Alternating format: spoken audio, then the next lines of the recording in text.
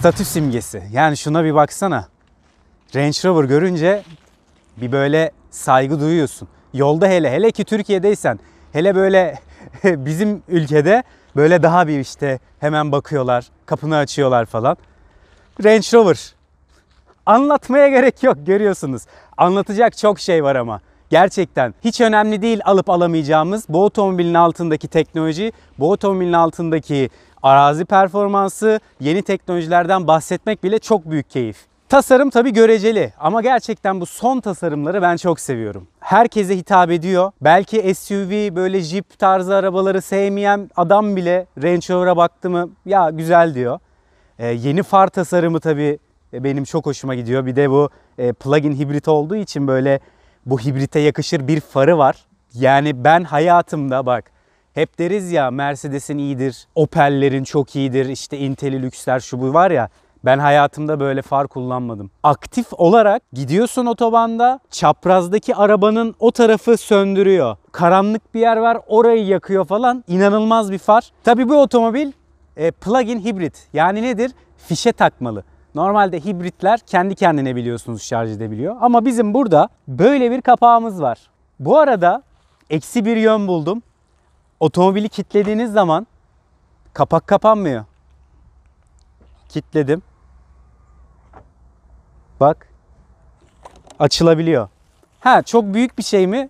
Ama yani Türkiye'de bu kapağı çalabilirler. Öyle bir sıkıntı var. Hazır buradan bahsetmişken 13.7 kWh bir pilimiz var. 140-142 beygirlik bir elektrik motorumuz var. Zaten bahsedeceğim. Maalesef hızlı şarj seçeneğimiz yok. Yani 2 saat 45 dakika gibi hızlı dedikleri o. Şarj oluyor 3 fazlıda. Normal evde taktığınızda da 7 saat gibi bir şekilde şarj ediyorsunuz. Oldukça uzun bir süre. Menzili de zaten 40-42 kilometre. Tabi hava koşullarına da bağlı. Soğukta düşüyor. Daha böyle bu havada en güzel menzili bu havada yakalarsın. 15-20 arası.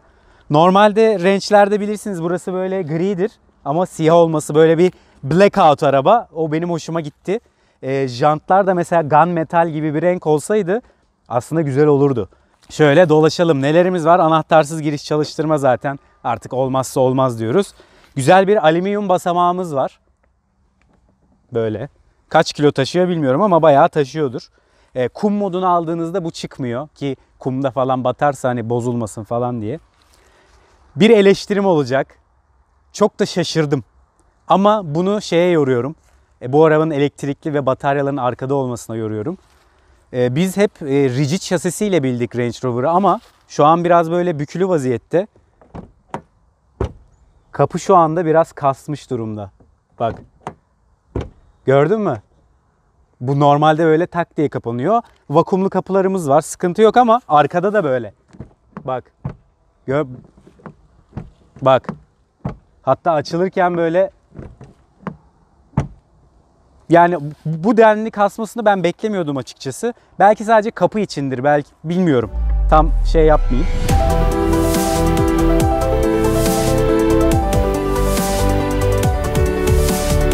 Tabii bir Range Rover dediğin zaman arazi performansı geliyor aklımıza. Terrain Response 2 var bunlarda.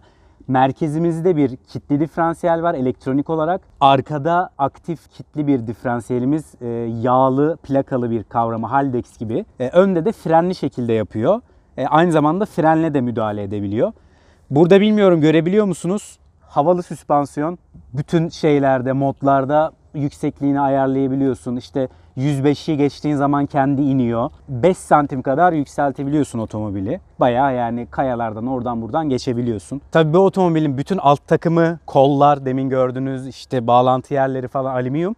Şasisi de alüminyum. Tek bir parça. Onun için şaşırdım biraz bu kadar bükülmesine. Burada elektrikli bir bagajımız var. 2 bölmeli. Buradan da basıyorsun. Çok güzel, kaliteli halı. Böyle ev halısı. Tabii bu elektrikli olduğu için piller var buranın altında. Göstereceğim. Yani bu kadar kişi çekti.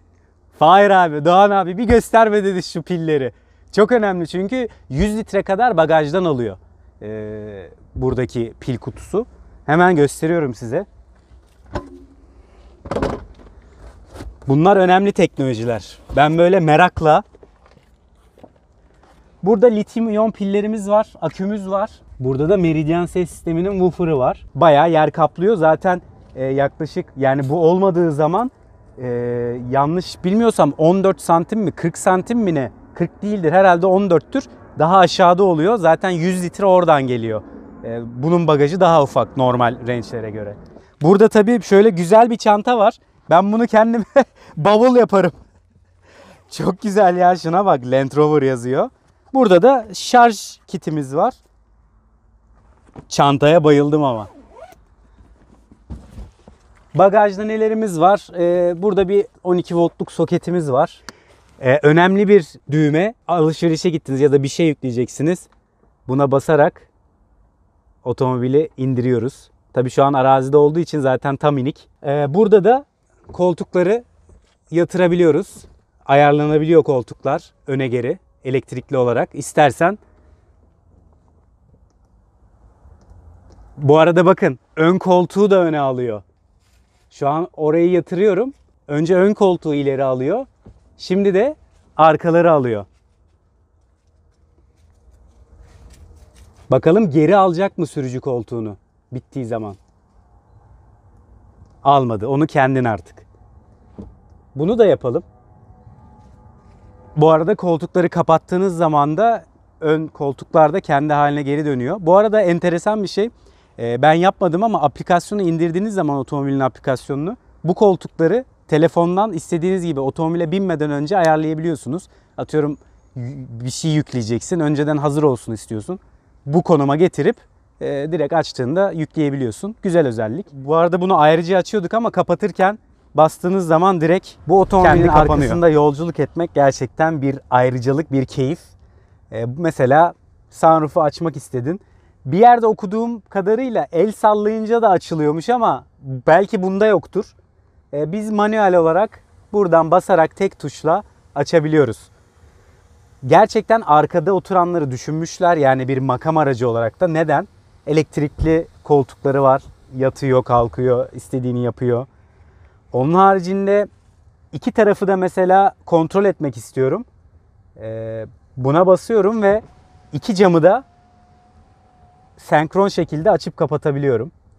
Onun haricinde buradaki aydınlatmaları bu tuşla açıp kapatabiliyorum. Müziği buradaki mute tuşuyla arkadan açıp kapatabiliyorum. Buna bayıldım. Burada iki tane aydınlatma sembolü var. Bir laptop için. Laptopa bastığında beyaz gibi oluyor. Bir de okuma ışığı. Okuma ışığı da sarıya dönüyor. Yani onu bile düşünmüş adamlar. Ama düşündükleri bence en güzel şey, bu otomobilde kör nokta asistanı var haliyle. Kapıyı açtığınız zaman geriden biri gelirse, sonuçta önde aynaya bakabilirsin ama burada hani belki görmeyebilirsin, kör noktana kalabilir. Burada arkası için kör nokta asistanı var. Açıyorsun ve gösteriyor. Eğer biri geliyorsa yanıp sönüyor. Çok faydalı, önemli bir özellik olmuş bu. Otomobilde diz mesafesi falan çok rahat. Kol dayamamız, yani kol dayama budur. Kol dayama budur abi. Güzel bir gözümüz var, bardaklığımız var. Gayet güzel ama şu deriler mesela, tabii gerçekte deri olduğu için biraz fazla büzüşmüş. Ki sıfır araba yani. Burada 5 voltluk 2 tane USB'miz var. 12 voltluk 2 tane girişimiz var. Ve arka klimaları yönetebildiğiniz burada kumanda paneli var. Arka klimayı ayrı ayrı, koltuk ısıtmaları ayrı ayrı burada kumanda edebiliyorsunuz.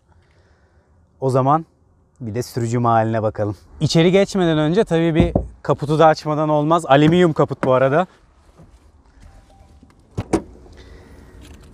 Evet, Jaguar ve Land Rover ortak yapımı full alüminyum blok kapak dahil bir motor karşımıza çıkıyor. 2 litre, 300 beygir, 400 Nm torku var. 2,5 tonluk bu otomobili yürütüyor.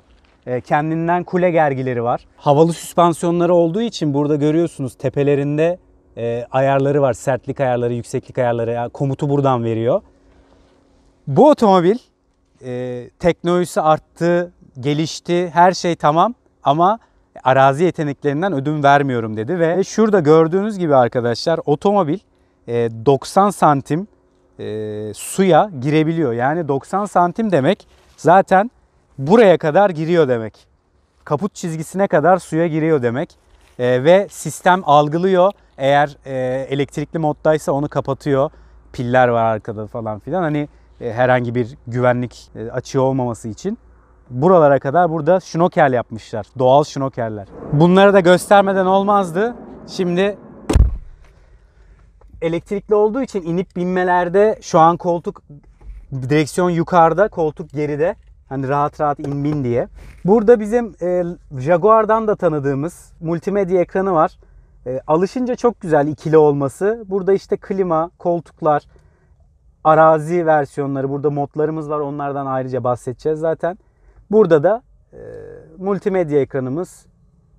Ama bu Meridian ses sistemini dinletmem lazım size.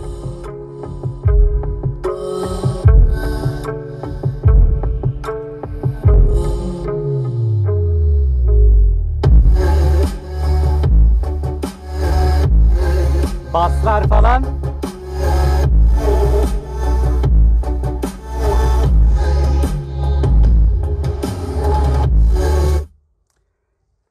XC90'da da böyleydi. Yani bu otomobillerde yalıtım da tabii iyi olduğu için otomobilin kendi kutu gibi olduğu ve akustiği de dahi yani ciddi keyifli böyle 90 sabit müzik dinleye dinleye süzüle süzüle gidiyorsun.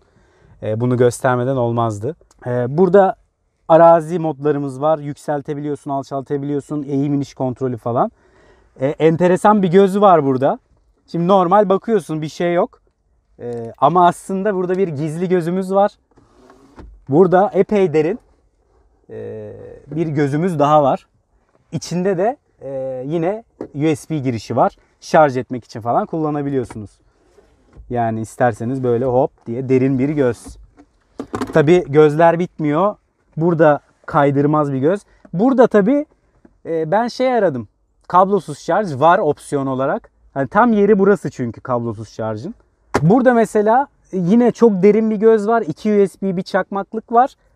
Ama soğutmalı değil. Soğutmalı o da opsiyon diye biliyorum. Hatta böyle yazıyor 5 dereceye kadar soğutabiliyor içeceklerinizi diye. Torpido olarak hoşuma gitti. Düğmeyle açılıyor. Tık tık. Böyle ikili. Küçük torpido. Yani pek çok bir şey sığmaz ama bu fena değil aslında. Buraya sığdırırsın. Soğutmamız yok. Yani bir soğutma ya. Zaten bu en dolusu değil. Buna çok opsiyon alabiliyorsun. Bu VOOC paket. Bunun üstüne daha bir sürü şeyler alınabiliyor. Tabii şu olay bitiriyor beni. Ayarlıyorsun böyle. Harika yani çalıştırdığın zaman burada zaten 1'e basıyorsun. Benim konumuma geliyor. Şu anda benim konumumda. Burada tabii hoş bir detay. Işığa dokunarak açabiliyorsun. Bunlar böyle şımartıcı detaylar. Güzel bir detay. Sarımsı ışık ve çift güneşlik. Böyle. Bunlar güzel detaylar. Bir güzel detay da deri tutamaç. Ve her yerde var. 4 tane. Böyle yani güzel hissediyorsunuz kendinizi. Direksiyon kumandaları var. Hız sabitleme var. Adaptif hız sabitleme yok. O da opsiyon. Bu arabada kesin olması lazım. Şerit takip uyarı sistemi var. Ama şeritte seni tutmuyor. Kesin olması lazım bu fiyatlarda bir otomobilde. Böyle. Hadi bir yola çıkalım. Şöyle bir süzülelim. Şöyle hafif böyle biraz engebelerden geçelim. Yolda görüşürüz.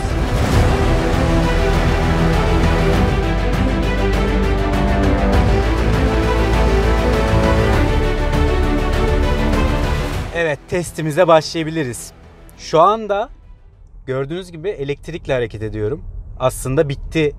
Burada boş gözüküyor elektrik ama hala size bu ilk hızlanmalarda elektrik gücünü sunuyor. Bu da tabii ilk o ataleti almak için, yakıt ekonomisi için de gayet faydalı bir durum. Bir kere otomobilde o kadar sessiz ilerliyorsunuz ki şu an 66 ile gidiyorum. Lastik gürültüsü kocaman lastiklere rağmen az. Yol gürültüsü az. Zaten çift cam var yani böyle bayağı ciddi anlamda bir cam kalınlığı var. Araba sizi huzura teşvik ediyor. Gayet keyifli.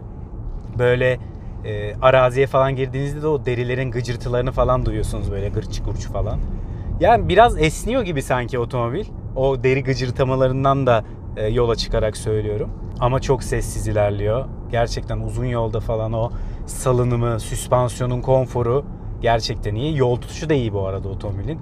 Yani viraj yaptığınız zaman da akıllı 4 çeker sayesinde o all terrain response diyoruz ya, o belirli tekerleklere istediği gibi torkunu da dağıtabiliyor.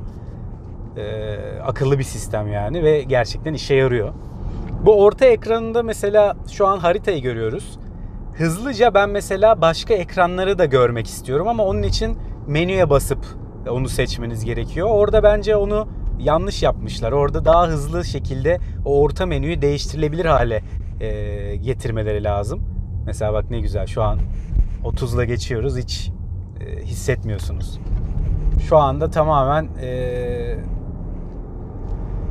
benzin motoruyla gidiyoruz. Dediğim gibi 300 beygir, 400 Nm'lik 2 litre bir motor. Aslında gayet başarılı, güzel bir motor. Sesi sessiz, pek ses gelmiyor yani.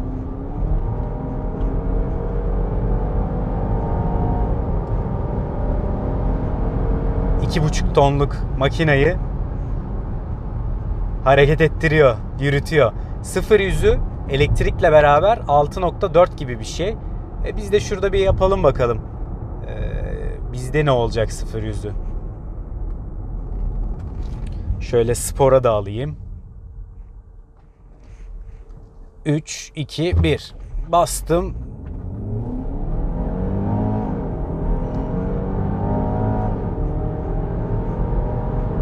...100.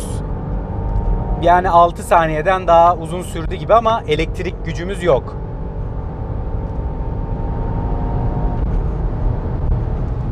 ...150 ile bile sessiz bir otomobil.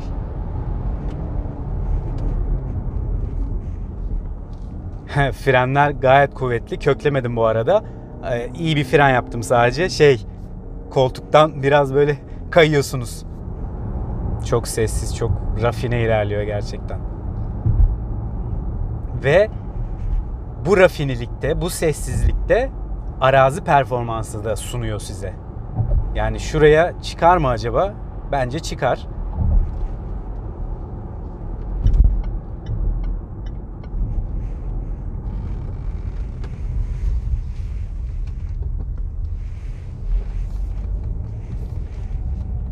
Şuraya çıkar ki üzerimizdeki lastikler normal kış, yani normal all weather gibi ama öyle çok da lastikler değil, hani arazi lastikleri değil.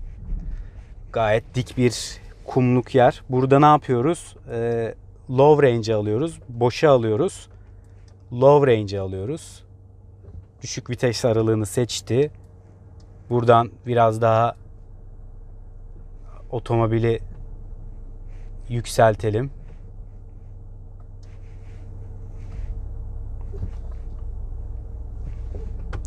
D'ye alalım. Yokuş inişi de aynı zamanda aktif oluyor. Hatta şöyle size şu ekranı da göstereyim. Bilgi panelinde Offroad'u seçelim. Hani bunu da işte daha hızlı yapmak gerekiyor. Onu demiştim. Şöyle. Şu anda orta kitli gördüğünüz gibi.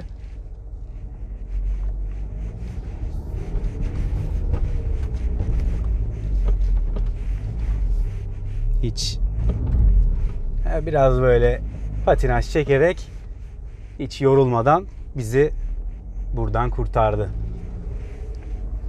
Bu yandaki yere de çıkıyor ama açısı kurtarmıyor orada alt tabanda. Onun için oraya çıkamıyor. Hatta güzel bilgiler de var burada. İşte bütün eğim, iniş falan hepsini gösteriyor. Ve size bu ekranda uzaklaşma yaklaşma açılarını gösteriyor. Yaklaşma 34.7, uzaklaşma 29.6. Yaklaşması gayet iyi. 28.3 o taban oturma. O derece işte bunu aştığı için oraya çıkamaz ama burayı tırmalaya tırmalaya çıkıyor. Onu söyleyeyim size. İsterseniz bütün bu her şeyi otoya alıp da ilerleyebiliyorsunuz. Şu anda elektrikle mesela gittim. Şu an hala elektrikle gidiyorum. Şimdi çalıştırdım motoru.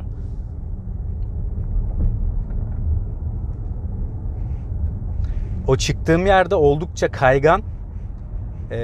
Sert gözüküyor ama sert değil. Yumuş yumuş bir yerdi. Oradan bütün lastiklere ayrı ayrı güç vererek bizi çıkardı. Yani arazi kabiliyetine zaten çok tartışmaya gerek yok. Gayet başarılı. Bu ekranda bir de elektrikli yaptığınız şeyler de gözüküyor. Şu an mesela şarj ediyor. Bastığımız zaman pilleri şarj ettiğini gösteriyor sistemin. Güzel, çözünürlük falan çok iyi. Biraz böyle hani gecikme ekranda var gibi. Şu an pilin doluluğunu da gösteriyor bu arada. Mesela biraz daha sanki hızlı olması gerekiyormuş gibi geliyor bana. Bunu aynı Jaguar'da da aynısını söylemiştim. Toplamda 400 beygirlik bir güç var. 140 beygirlik elektrik motoru, 300 beygirlik de bir benzin motor ama kombine edildiğinde 404 olarak söylüyorlar. Ve 8 ileri tam otomatik şanzımanla aktarılıyor. Aynı zamanda çift hızlı bir transfer kutusu da var. Gelelim sonuca. Bu otomobil Türkiye'de gerçekten ulaşılmaz bir otomobil. 1.7 milyon TL'lik bir etiketi var ki bana göre eksikleri var. Adaptif hız sabitlemesi yok. Masajlı koltuğu yok. Bunlar var ama hep üst paket ve donanımlarda. Onun haricinde bagajı hibrit olduğu için tabii ufak normal range'e göre. Ama gene yeterli bir bagaj. Ama şu süzülmeye, bu konfora, bu sessizliğe gerçekten hani ben Range Rover'ım diyor. Burada anlıyorsunuz yani neyin farklı olduğunu ve bununla beraber iyi bir arazi performansı sunuyor size. Derseniz ki G kadar iyi mi? Bence G daha iyi bunda. Çünkü G'de 3 tane mekanik kilit var ama G ile bunu kıyaslamak adil olur mu bunun için bilmiyorum. Şu an aynı konumda mı olurlar? Hani belki G çok daha fazla arazi odaklı bir otomobil olduğu için buna haksızlık yapıyor olabiliriz ama G mi bu mu dersen arazi için ben G derim. Bu arada tüketimden konuşmadık, ondan da konuşalım. Elektrikli gittiği zaman zaten sıfır emisyon, yakmıyor bir şey ama bu tabii 40 kilometrelik bir menzil için geçerli. Avcılardan Kozyatağı'na kadar geldik. Elektrik bir yerden sonra bitti, elektrik pili ve kombin halde işte normal sıkışık trafik falan 10'ları 11'leri buldu. Hiç elektriksiz bu şekilde gittiğimiz zaman yine şehir içinde 11-12'leri buluyor tüketiminiz. Eğer basarsanız ederseniz zaten daha da yükseliyor. Yani katalog verileri orada çok ideal koşullarda yakalanabilir. Onun haricinde 10 litrenin altında biraz gezmek zor gibi gözüküyor. Özellikle şehir içinde. Şehir dışında belki böyle 90-100'lü sabit süratlerde elektriği de kullanarak belki inilebilir. Ama gerçek hayatta o biraz zor. Peki bana soracak olursanız ne alırsın? Ben size söyleyeyim mi? Ne alırım? Yani son dönemlerde benim favori olan otomobilim Jaguar I-Pace alırım. Arazi mi? Arazi. Şasi rigid, hatırlıyorsunuz nasıl böyle bükmüştük, iç kapılar açılıyor kapanıyor.